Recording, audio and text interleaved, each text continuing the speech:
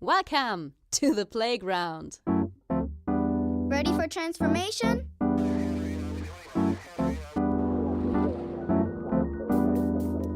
Modcast, the Masters of Transformation podcast. Who says that doesn't work? And here is your host, Ingo Stoll.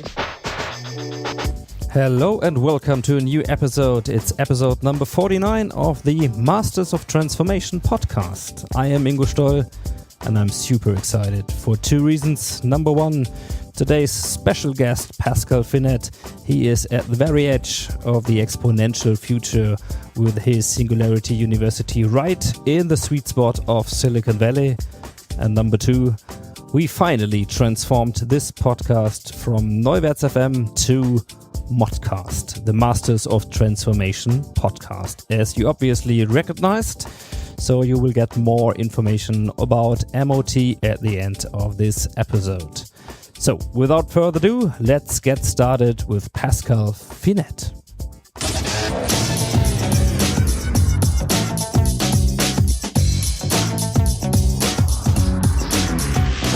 Insights. Yeah, today we have a very special guest. It's Pascal Finette, and he's actually sitting in San Francisco at the moment, right? Or near? Yeah, near. And you had a beautiful day. That's what you told me up front. So I hope we're going to have a beautiful conversation at the moment. So thanks very much for taking your time. And we're going to talk about the future, or the future is exponential. So first of all, for those who don't know you, please give us a short introduction of who you are and what you do. Yeah, of course. So I'm the vice president for what we call the Startup Solutions Group here at Singularity University. So I oversee everything which touches entrepreneurs and or startups, and I also teach entrepreneurship here. And as a way of introducing my background, I'm German-born. I founded and exited a few companies. I was at eBay in Germany in the early days, joined Mozilla, maker of the Firefox web browser, spent some time at Google, co-founded a venture capital firm. So I've done a bunch of stuff. And I guess the best way to sum it up is that I probably suffer from ADHD. So I probably do a few too many things in parallel. My current role here at Singularity University is probably very conducive for this and gives me lots of room and freedom to explore my ADHD. Yeah, that just leads me to the introductory question. If we talk about the future, this is what probably happens on the big scale. You know, so many things happen on parallel basis. Like so many technologies pop up and emerge in, well, almost in a simultaneous way that it's even hard to cope with single dreams of technology. So, is it like we see the world on HD&D somehow at the moment? It truly feels like that. I believe that. I mean, even for me, and I've got the privilege that I get paid to live in this future and explore it and spend all my day long basically figuring it out. It feels a lot like that to me. And the one thing I can tell you is that it's only going to get more, and it's only going to get faster in the future, which is exactly the point you made earlier about the exponential nature of technology. So maybe we just dig in a little bit and find out what these major technologies are and what it means. What you do at the Singularity University is you have small private groups and you talk to and back up C-level company leaders, Fortune 500 leaders. So what do you tell them about the future? I think it broadly falls into four categories. The first is really and truly intuitively, as much as you can do this as a human being, understand the exponential nature of the change we're seeing. So it's one thing to talk about it. It's a whole different thing to actually feel it. Once you get there, then I can give you frameworks which make you able or equip you to understand and project this future better than you probably can do today. And then the last two components are we go very deep into the individual technologies and show you what is the state of the art today. For example, in artificial intelligence, autonomous cars, synthetic biology, etc. And then the very last step is to bring it all together and bring up these really big questions around what does this mean for not just you and your company, but also for society at large. What does it mean for the planet? And how do we leverage these technologies and this newfound knowledge to solve some of the world's biggest problems? That's exactly what we want to do within this podcast today. So let me just do it maybe step by step, just to bring the audience closer to what you do in these private sessions. First of all, you said it's one thing to talk about exponential technologies. And the other thing is to feel it. So maybe we start with the cognitive level. I mean, everybody knows maybe the math task with the lake and the plants, and they divide up every hour. So you have a chart or a slide in your desk talking about if you do 30 steps linear, it's going to be 30 meters, right? Mm-hmm. That's correct, yes. If you do 30 steps exponentially, you go 25 times around the Earth. That's correct, yes. So this is still a cognitive approach to understand somehow what it means. But mm-hmm. how do you get people to really understand and even feel exponential growth? So I think you're right. The example we give you is one which is I believe it's easy to grok because like taking a step is something which is so natural to us that it makes sense. What it leads to though is it leads to two understandings. The first is that these exponential trends just grow significantly bigger than we probably expect them to, and they also grow. Particularly in what Ray Kurzweil calls the second half of the chessboard. If you remember, there's an example where the inventor of the chessboard back in China, apparently, this is a story, went to the king who wanted to reward him for creating the chessboard, and the king said, "What do you want?" And the inventor of the chessboard said, "I just want to have a corn of rice on my chessboard, and for every part of the chessboard, for every field, I want you to double the corn of rice. So you go from 1 corn to 2 and 4 and so on." And what you'll see is until you get to roughly half of the chessboard, it's actually a minuscule amount of rice. It's tiny. But then it suddenly gets bigger and bigger and bigger until the 64th quadrant on your chessboard is more than the world's rice production for about 15 years. Right. So in total, so it becomes very quickly at the later stages of the exponential trend. To get people to feel it,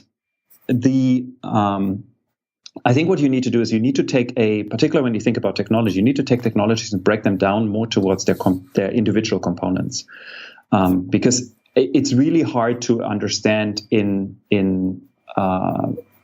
complex systems. Where technology goes. I'll give you a super simple example. Mm-hmm. You take something like Siri or Google Now, Cortana, Alexa, these voice recognition systems.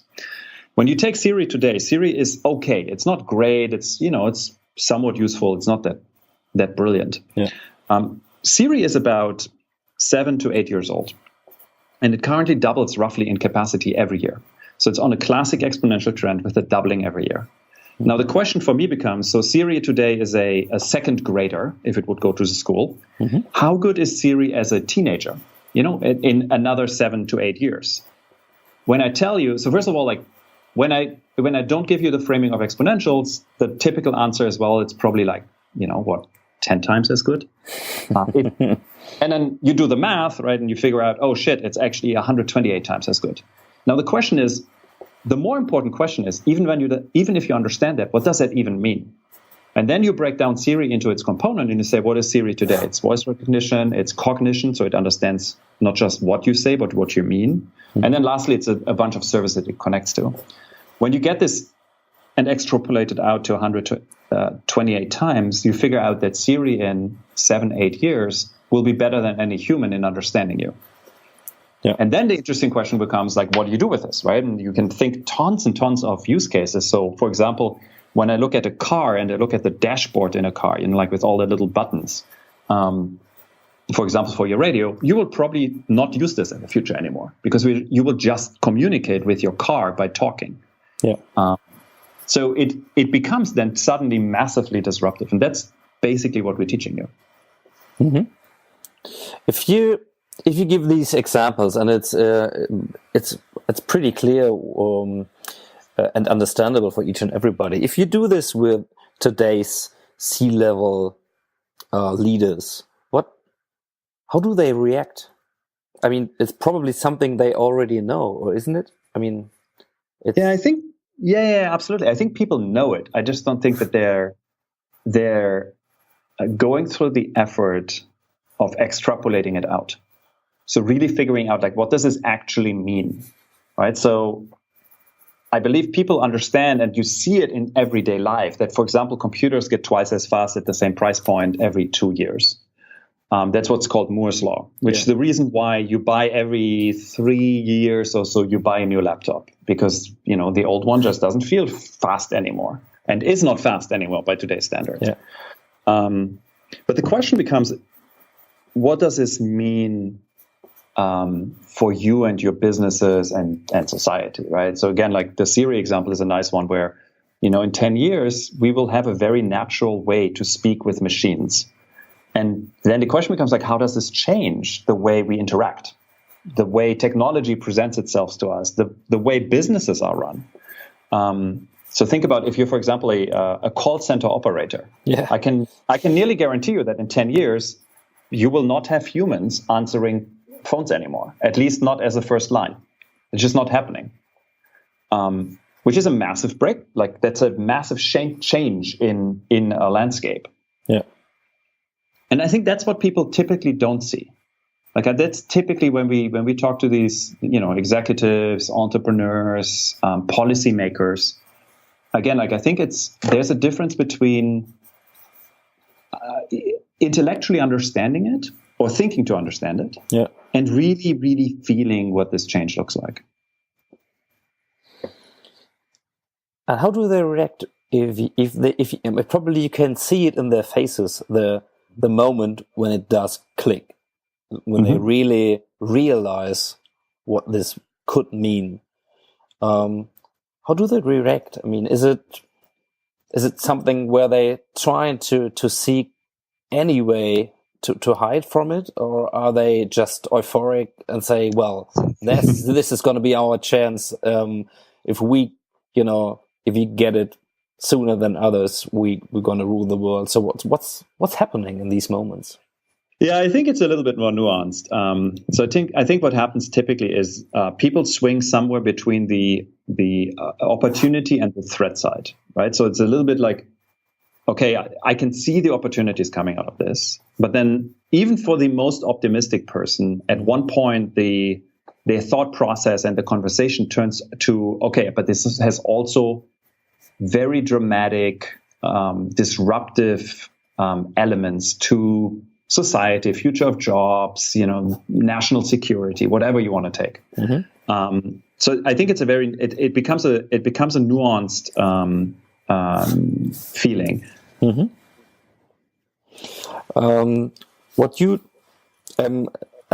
going to come back to these frameworks you talked about, but maybe we stick with a moment of realizing opportunities and threats, talking about this dimension of disruption.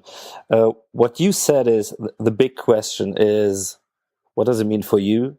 What does it mean for your company? What does it mean society-wise? And what does it mean for the planet? So if we have, and please let me stick to company leaders, do they think about the impact or the the responsibility for their company as being part of society or even saving the planet, not just making business or remaining in the business? I surely can't speak for every company leader in the world. The company leaders I interact with, I want to say that pretty much without exception, I think they do think about these things. They do worry. They do consider what is the impact of my actions or the actions of my organization on society at large. If they can act accordingly, I think that's a whole different question. And this goes to the discussion of, shareholder value. What do you actually optimize for, or maximize for? Is it revenue, or is it, like long-term sustainable growth, whatever? Mm-hmm. I think that's a more nuanced question. But from a personal human perspective, I have yet to find a company leader, a CEO, a founder, a president of a company who goes and says, like, I don't give a shit about the planet. They might exist. I'm not like debating that. Like, they might exist, and they just don't come to us, or I don't see them. But by and large, people are basically good. Mm-hmm. Do you have a role model, a personal role model? I personally? Mm-hmm. It's a good question. I think there's a lot of people whose being in the world and who their action I admire. And I think they provide individual facets of this. I don't think that there's a single person where I would say, like, this is a singular role model for me. Mm-hmm. And do you have a role model as an entrepreneur? I think it's similar. You look at people like, I just give you an example. Like, you look at someone like Elon Musk, right? The fabled Elon Musk, who very clearly is an incredible thinker, incredible entrepreneur in terms of like what he's like, the way his brain works and like the way he's able to turn that into action. And then on the flip side of that, and I have no direct interaction with him, so I don't know him, right? Yeah. But you hear and you read how, a pressure cooker environment his companies are and how abusive they can be. So again, like, I would admire his audacity and his brilliance. I clearly don't admire and would want to copy his alleged style of operating. Again, like, I don't know him, so it's, I can only go with what I read, but based on that. Similar goes for like people like Steve Jobs, for example, right? Yeah, I can understand that. So, okay, let's come back to the frameworks. So if we can feel what it means, the future technology-wise, and we stick to the minor questions in the company context, yeah. Mm-hmm. So, or at least for a while, yeah. So, mm-hmm. How can we imagine these frameworks? What kind of frameworks instead of just trend explorations and meta trends and things like that? What kind of frameworks do we use to be able to design a company future in these environments? Mm-hmm. So I think, and I don't claim completeness here, right? I believe there's a lot of frameworks out there which are very, very useful, and we clearly don't claim completeness here. From our end, from my personal end, I think there's a set of different methodologies and frameworks which I personally like. So starts with Clayton Christensen's framework, which comes out of the Innovator's Dilemma, which is this like really famous book he wrote, 25 years ago, mm-hmm. Which talks about the difference between sustaining and disruptive innovation. And I think it's a very helpful framework to understand where the world is going. It goes to Geoffrey Moore's Crossing the Chasm, which talks about how do you overcome the early adopter to early majority gap, particularly when you bring new technology to the market. Again, a framework which is 25 years old, which I believe is more relevant today than it was 25 years ago when it was written.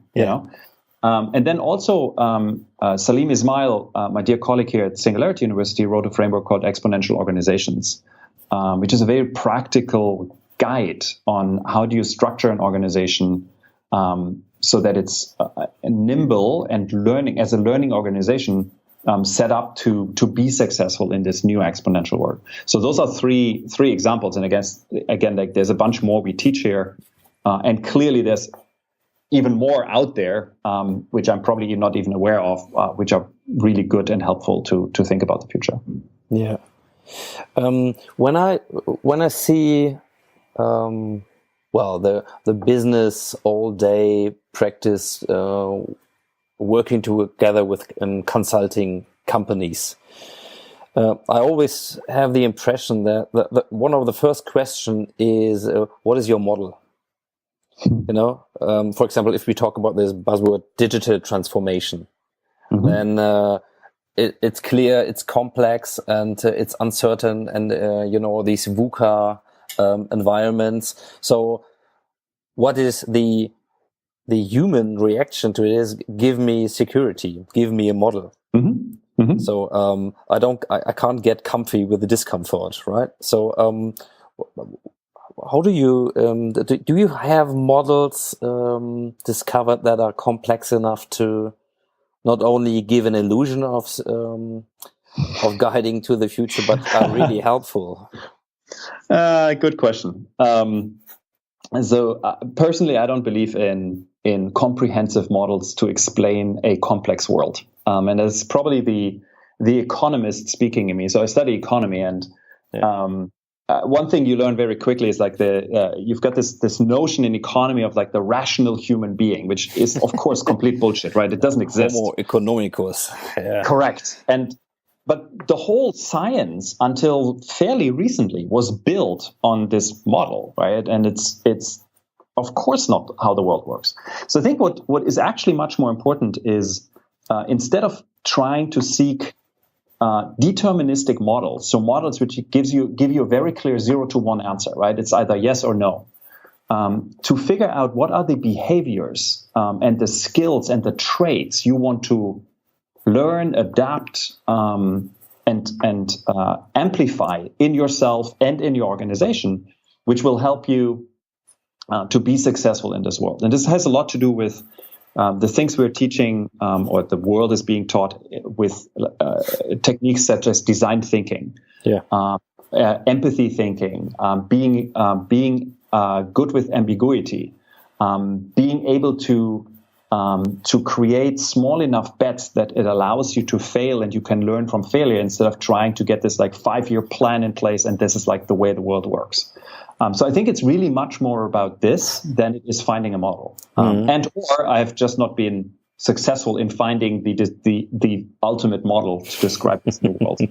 Okay. So if you look at these approaches like let's say you mentioned design thinking, work out loud, all these new work style approaches, addressing on empathy, addressing on agile, tactics to minimize risks and to learn as an organization and as the people within the organizations. So, do you think we are on the right way to change the way we work, according to what it needs, from your point of view? I think it's yes, and I think it's also very much there's a term in product development, eating your own dog food, which basically means like you need to, like when you create something, you need to be a user of what you create. So if I'm Mercedes-Benz and I'm building a car, I should really drive that car and not drive like a BMW, right? And I think as corporates, as companies, as we're moving into these new models, these new understandings of the world, like using design thinking, etc., we're also stumbling forward. I think we're in the midst of the process of making failures, of like making smaller bets, trying things out, being okay with ambiguity, being okay with learning from failure. So in a lot of ways, it's actually very much like eating the dog food we are currently cooking up. And here's the thing, right? I'm actually pretty positive at that. We are already much better. And you can literally see like every year, you see like how these tools mature, how the insights we gain from them mature, how academia is starting to back up a lot of these things, etc. So I think we are on the right path. Mm-hmm. Okay. Good. So maybe we just have a closer look to some of these new technologies that, well, contain opportunities and threats as well. Because you mentioned AI and robotics, for example. A friend of mine he's working in this whole area of smart implants, and he's giving lectures and keynotes, and it's always like, well, it's like like being having I missed the word at the moment. It's not that they see the technology; it's what they see is somebody's putting technology under the skin, you know, and it's like an attraction. Yeah, like on a festival, somebody who's doing a nice trick, whatever, or acrobatic performance.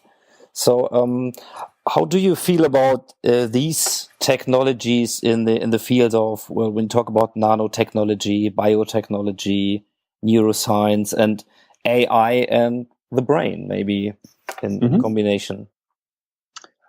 Yeah, I think so. We're already seeing a lot of change being pushed by these technologies. So if you think about just like as your friend already is doing, like smart implants, for example, when you see the advancements we have made in medical like devices, for example, the stuff we use today for surgery, implants is another really interesting area. Also material science, where we replace old materials with new ones, which, some of them being designed using nanoparticles, etc. We see already a massive amount of positive change for better healthcare outcomes, etc. And I believe we're only at the beginning of this. Like the way we will look at the world like when we have this conversation in 10, 20 years, will be really fascinating, because just to give you one simple example, we have surgical robots. So robots performing surgery already. Mm-hmm. And there's a very strong argument to be made. If you get the right robot, if you use the robot in the right way, it's actually significantly more precise than a human hand, right? Because the human, we make mistakes, we shake a little bit, all this kind of stuff, which I can control for in a robot. So I believe actually when we have this conversation in 20 years, we might look back at today, 2017, and say, oh my God, how barbaric was it that we cut open people by using literally a knife and a person cutting open your chest. It's crazy. Why wouldn't you let a perfect machine do this for you? Mm-hmm. Right? So, and we will have a lot of these moments where today you look at technology and you probably it's probably, as you mentioned, it could be a freak show, or it could be something like an anomaly, or a curiosity. But in 10 to 20 years, we will look back at this and say, oh my God, how could we not? Yeah. I mean, think of Neil Harbison with his antenna, yeah, sure. He's hearing colors. So this is just one sensor. I mean, you can exchange it to different sensors you can imagine, but it's it already started. Oh, absolutely. And just think back about 20 odd years ago, if you saw someone with one of these massive mobile phones, it was like, you looked at them and you're like, what the hell? Can't you just find a telephone booth? And I mean, the iPhone is only 10 years old. It's literally it had its 10th anniversary just. So, and of course we can't even think back to a world where we don't have the internet on our phones, so the world is changing in a really interesting and good way. Do you think there's, or let me put it in a different way, what do you think can we take from the past that is helpful for this complete new future experience of exponential technology?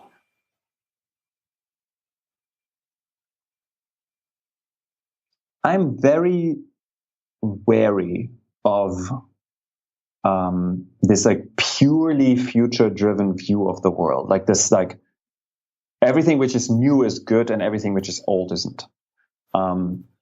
And I think we're seeing this currently, interesting enough, like even in like the social communication era, where we latched onto Facebook and Snapchat and Instagram and whatever, and it provided clear value. You know, it allowed me to stay in touch with other people, etc. But now we have this backlash where we're like, wait a second, isn't it actually nice and good to talk to someone without like a phone in between us, right? So.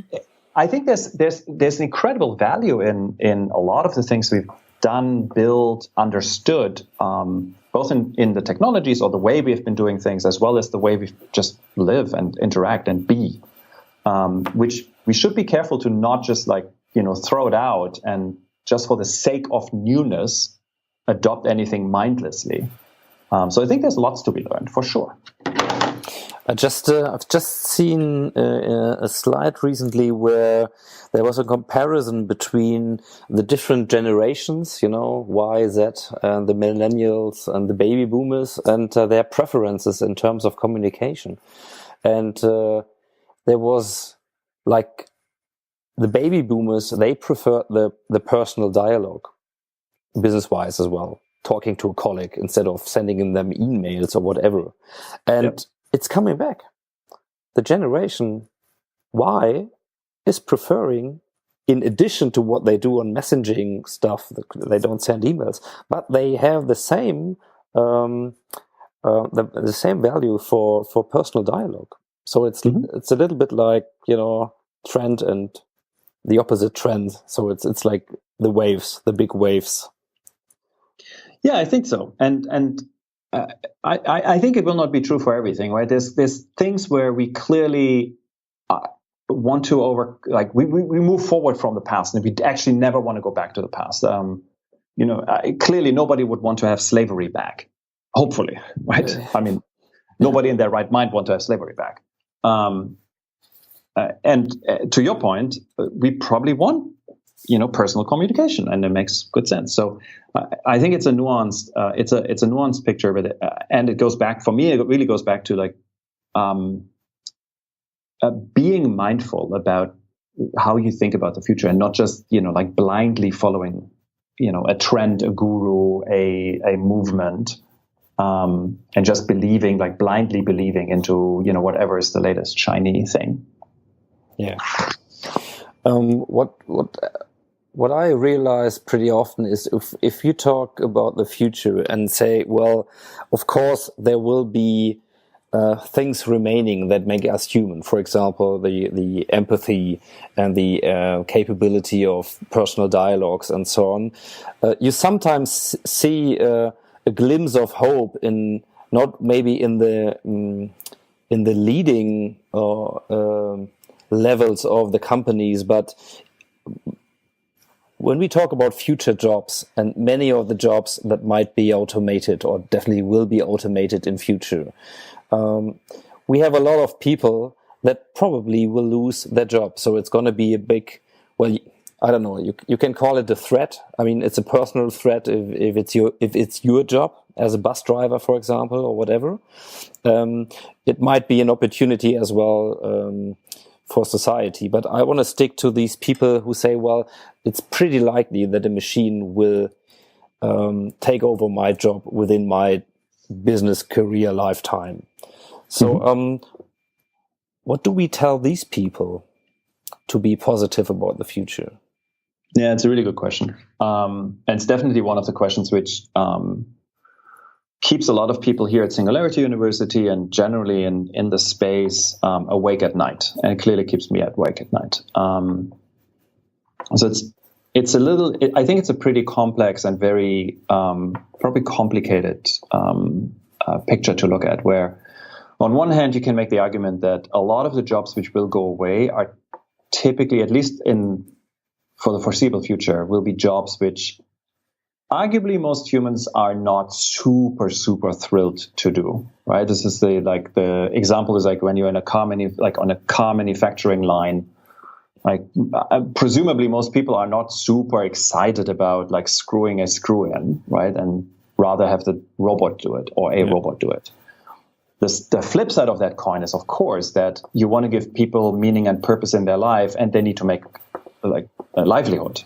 Yeah. So the question becomes like, how do you level this up how do you level these jobs up? How do you give them perspective, etc.?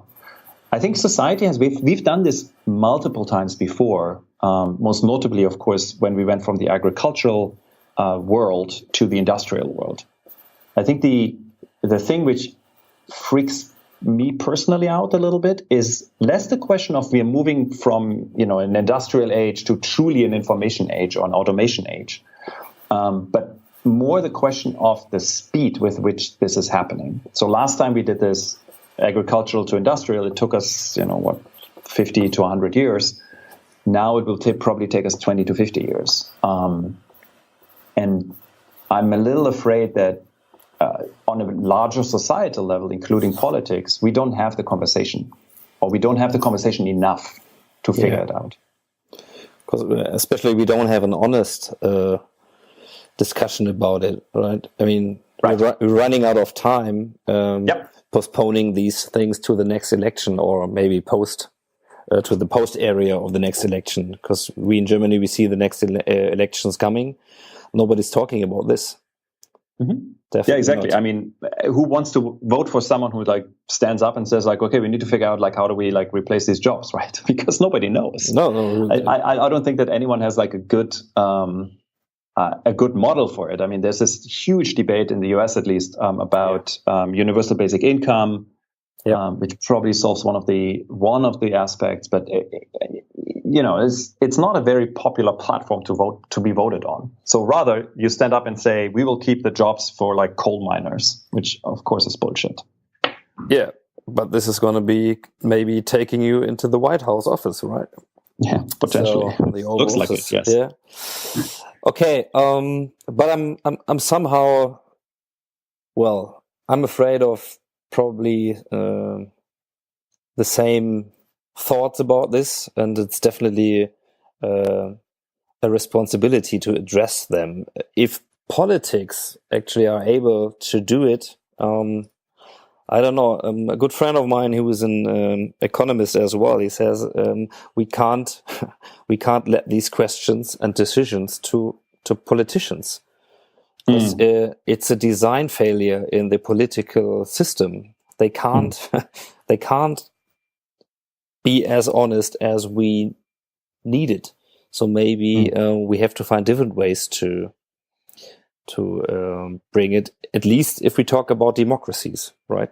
Because we have these votes, and we don't want to go back to the past, to the dictatorships and so on. So. Yeah, it's one of these big questions. You mentioned them, that they come up even, especially if you feel what exponential future is all about and what this really means, and this is not about some buzzwords.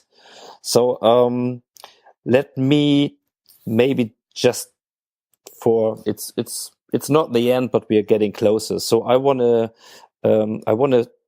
come back to a statement that is to be found on your website. And this says, maybe revolution is the point. So what does it mean? It's a quote. So it's a quote from Bill Joy, who's the co-founder of Sun Microsystems, which was one of the more influential computer companies here in Silicon Valley. And Bill Joy said the full quote is, maybe revolution is the point and not making money.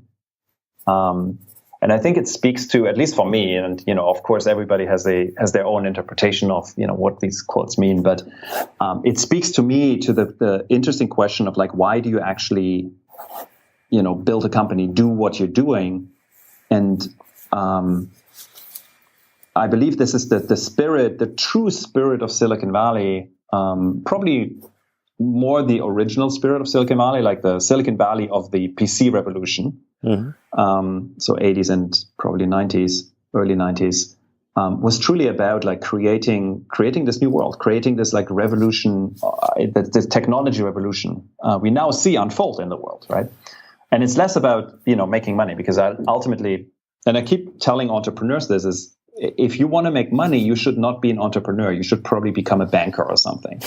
Like your chance to make money as a banker is significantly better than being an entrepreneur. So I think that's my take on it. So I think, you know, what we're trying to do here, and Singularity University surely is in that boat, is try to influence the future and try to like move it to a better state. Yeah.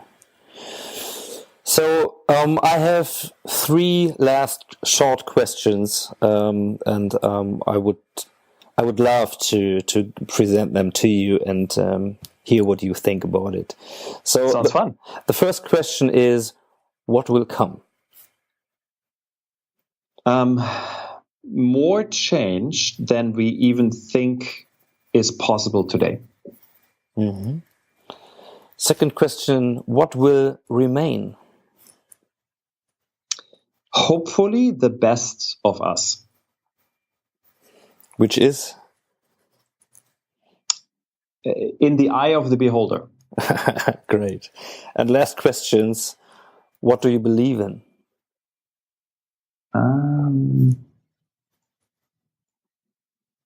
I believe that people are basically good, and left to their own devices, they tend to make the right decisions.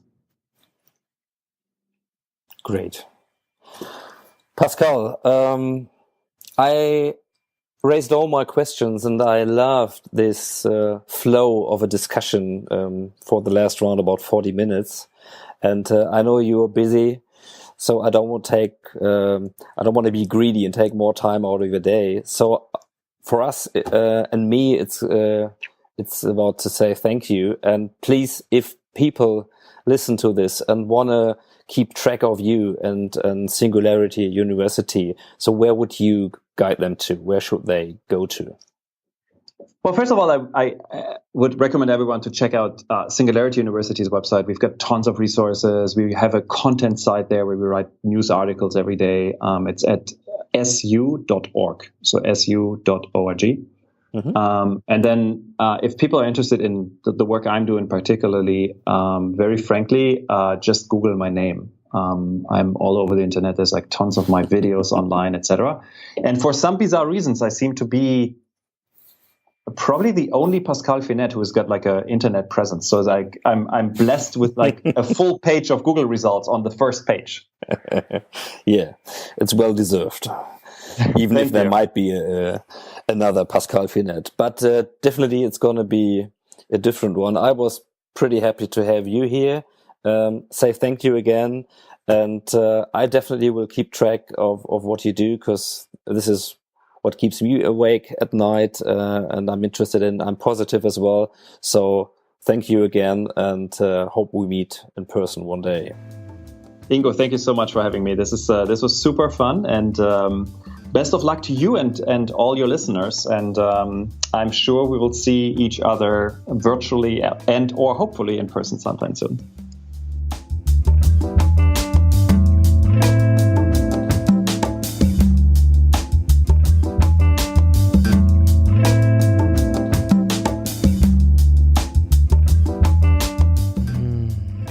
It's definitely one of my favorites, asking the big questions, and thanks again to Pascal Finette for answering all of them. So I hope you enjoyed it too. If so, you can maybe help me with a little problem that I got on iTunes. I told you I transformed this podcast, the Neuwerts FM Transformer podcast, to this modcast, the new Masters of Transformation podcast. So unfortunately, I lost all of my reviews on iTunes. And as you know, reviews are the currency of attention within iTunes. So if you like to support this little podcast show, please go to iTunes and spend a friendly review. That would be very nice. And for all of them who are willing to do this, thanks in advance. And for all of those who did it in the meantime, thank you very much. But there is more news these days. I am leaving the agency Neuwerts after more than 5 wonderful years. And that's not enough. I even quit my life as an agency person after more than 18 years to start a new project as a solo entrepreneur. with Masters of Transformation, I intend to build a hub and a network for raising the digital transformation skills we all need and the companies as well. So it's still a project under development, but in case you want to keep track, please follow the MOT Facebook page, Twitter feed, or go to masters-of-transformation.org. This is going to be my new website. It will include all the show notes from the modcast, as well as a new blog coming up and news about my new project. So this is the best option to keep track if you want to. And that's my personal news of the day. It's going to be a huge adventure and I'm really looking forward. So hopefully I see all of you again. And this is my bye-bye. Stay tuned and happy transformation for now.